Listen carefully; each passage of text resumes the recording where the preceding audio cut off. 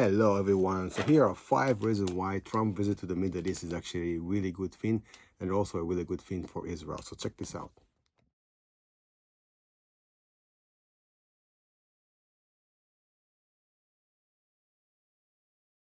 So Trump is coming to the Middle East and Hamas is releasing the Israeli soldier Idan Alexander, which was abducted by Hamas during the October 7 invasion to Israel. And he was held for more than 580 days in captivity. And Hamas just released him without any kind of and it didn't get anything from Israel, not from America, not from Israel. Israel did not stop the war. Israel did not deliver humanitarian aid to Gaza. Israel did not release any kind of terrorist in exchange for Idan Alexander. Okay, Idan Alexander has an American passport. He's Israeli American. He happened to be Israeli American. Okay, but he was released by Hamas without any return from Israel, from America, just because Trump came. So from the Israeli point of view, that's actually, whoa, that's a really big win, all right? So that's one thing.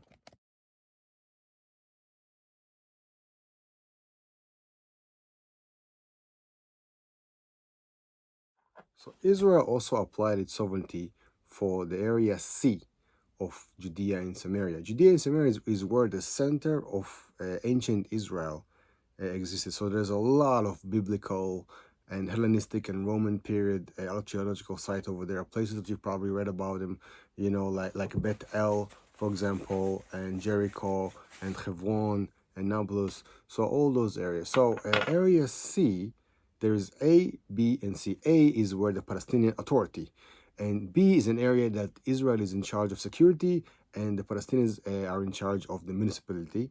But Area C is where Israel in charge of security and also the municipality.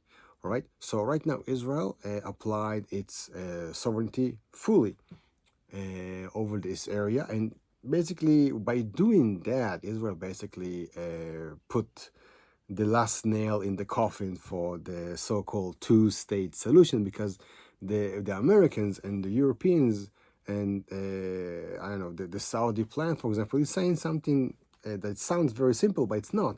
It's saying, look, Israel should get out of the areas it conquered in the Six-Day War, Judea, Samaria, East Jerusalem, and Gaza, give the Palestinians a state, and then you have a peace agreement, okay?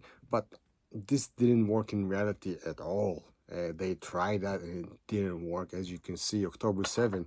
October 7 happened after Israel got out of Gaza and gave the Arabs over there basically the space to build their state. Instead, they just attacked Israel and eventually they massacred the babies and they raped the women. That's what they did. So there's no more any two-state solution. There's no more two-state for two people or peaceful land. Forget about it. Okay. So Israel applying its sovereignty over this ancestral homeland of the Jews while Trump is visiting in the Middle East, is really putting an end for all this fiasco of a Palestinian state. Say goodbye to that. There's more.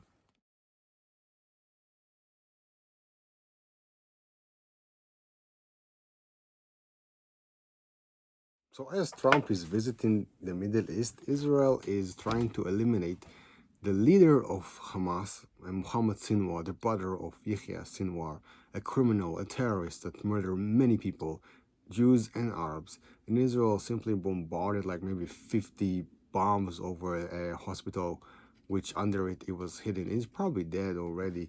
But doing that when Trump is visiting the Middle East is just showing how much the trust between Israel and Trump and the Americans is really like coordinated. So Trump doesn't even need to respond to that. He didn't say anything bad about that. He didn't say anything good about that. But I mean, he didn't condemn that. Okay, so and all of it is happening while he's there. So while Trump is in the Middle East, and Israel is trying to eliminate this archi-terrorist, it just show how Israel is feel so comfortable around Trump and the Americans.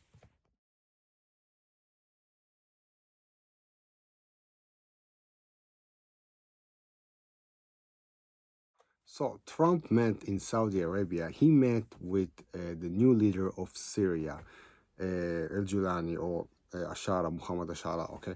So you need to understand how important is that, because basically what Trump is saying, that if the Syrians would normalize its ties with Israel, then the Americans would lift off their sanctions. Okay, so basically Israel is going to have normalized relationship with a potential foe, make it into a friend. And you need to understand something very important. Uh, the one thing is that actually this guy, this Al Julani, he used to be a terrorist, and he just butchered the Alawite, and he also tried to butcher the Druze, but Israel stopped him from. Okay, but he's also is dependent on the Turkish. Okay, so if the Americans gonna take this guy under their wings, they're gonna take him away from Turkish.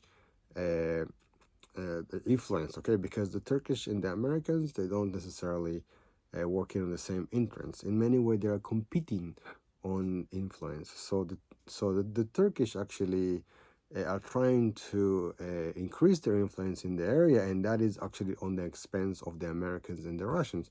So Trump is actually pushing back against the Turkish. He's not saying that, but he's actually is going against the Turkish, because the Turkish are also going against Israel. Okay, right now Turkey and Israel not in good relationship. Okay, very close to some sort of a conflict.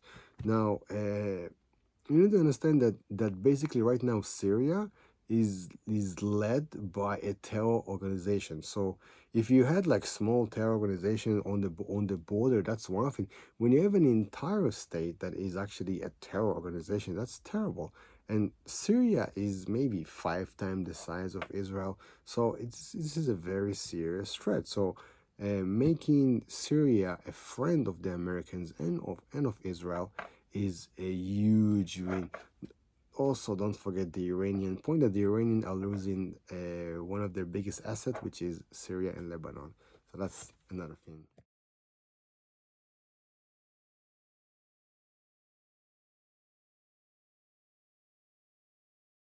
Now, this is big. This is big.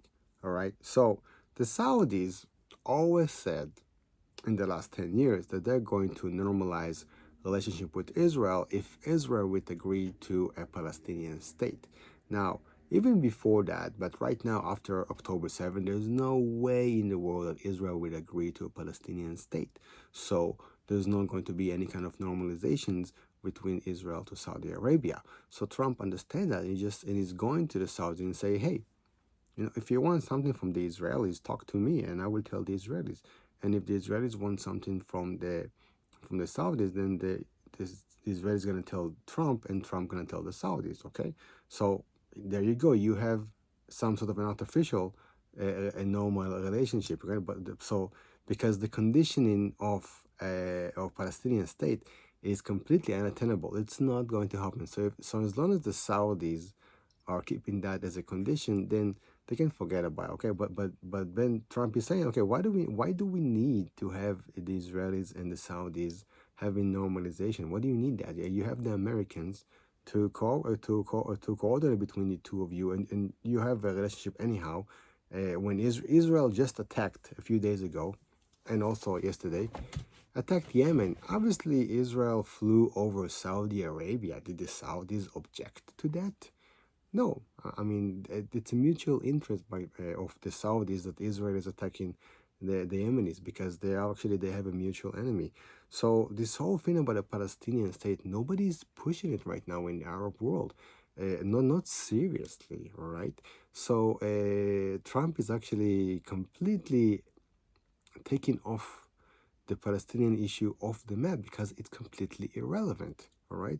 All this Palestinian state issue is completely irrelevant. It's not going to happen. Even before October 7, the chance of that gonna happen was super slim, because you need to understand something. In the year 2000, the Israelis, headed by Prime Minister Ehud Barak, offered the Palestinians a Palestinian state in Judea, Samaria, in Gaza, and also East Jerusalem. And the Palestinians said no. And also they started the second Intifada, which murdered thousands of Israelis. All right. And then in 2008, the Israeli Prime Minister Ehud Olmert offered Abu Mazen, the current Palestinian leader, Mahmoud Abbas, he offered him the same offer plus even more territories on the expense of Israel and also the return of some of the refugees. And Mahmoud Abbas said no anyhow. All right, so there's no. I mean, Israel doesn't have any more to give. So what do you expect? So this whole why Israel just like we tried to, okay, we gave them land and we only got murder. So forget about it. It's not gonna happen. What you're going to see in the future is that Israel is going to annex more territory of its ancestral homeland, and the Arabs will either have to leave or they will have to adapt to living together peacefully with the Jews. Yes, all right. So thank you, President Trump, for coming to the Middle East. It's totally okay that you didn't visit Israel. You already met Bibi Netanyahu twice this ever since you were elected. Netanyahu was the first world leader to come to Washington to meet you. All right, so it's completely okay that you didn't come to visit us. It's all right. We don't take it personally. Some people do. We don't. Okay, we understand. We know. We love you and you love us. Everything. We love America. So everything is just fine. Okay. All right. Goodbye.